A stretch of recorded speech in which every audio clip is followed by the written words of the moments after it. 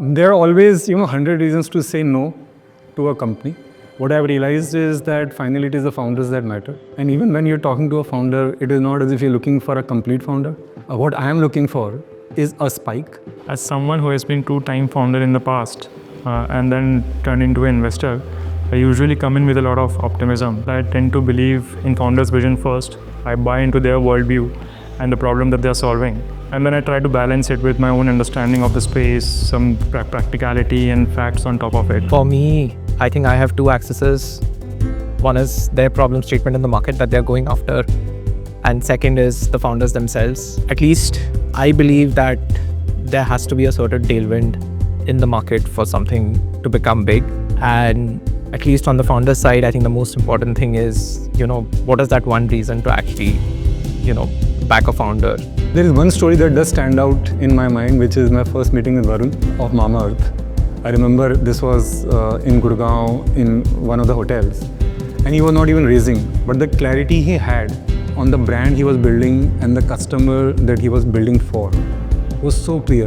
And I came out of the meeting and that was one thing that I still remember. And not just in that one meeting, I think post our investment, every few months Varun and Ghazal will come back with such unique and simple insights on what consumers want and what they're building. For a very long time, I used to believe that one can't build a global consumer tech company from India. You can build SaaS, you can build B2B companies, but building a global consumer tech company from India was almost next to impossible.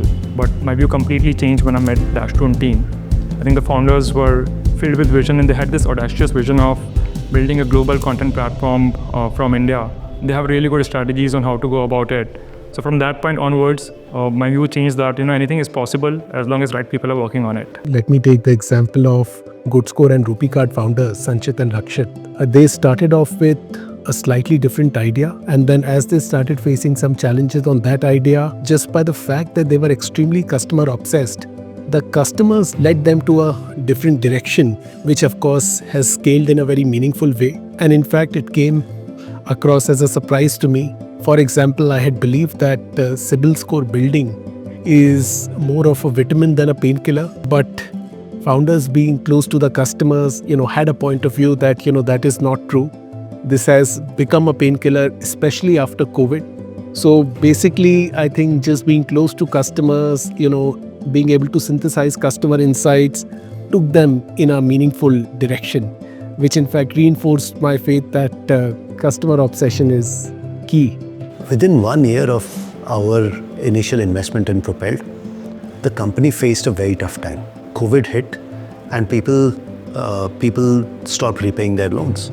The RBI placed a moratorium on repayment of loans, which meant that suddenly the risk level of the existing book exploded for fintech lenders. Me, as well as the other board members on Propelled, were a little wary of giving out new loans in these circumstances. The founders, however, surprised me with their conviction.